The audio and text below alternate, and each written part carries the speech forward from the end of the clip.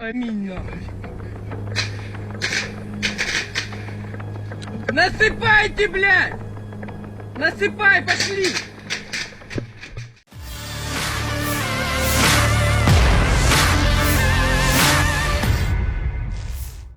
Sebuah rekaman ramai beredar di media sosial Telegram pada Selasa 31 Januari 2023.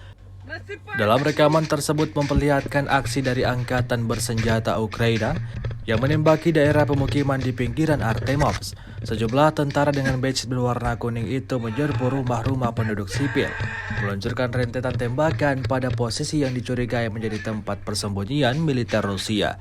Hingga video ini beredar, tidak diketahui pasti ada berapa jumlah korban jiwa dalam insiden ini. Kendati demikian, rekaman ini telah menuai beragam komentar dari warganet. Hari ke-342, Rusia melaporkan secara total 381 pesawat Ukraina, 204 helikopter, 2.980 kendaraan udara tak berawak, 402 sistem rudal anti pesawat dieliminir sejak awal operasi khusus. Sedangkan dari kubu Kiev, Kementerian Pertahanan Ukraina melaporkan 490 tentara Rusia dieliminir dalam 24 jam terakhir. Аминь.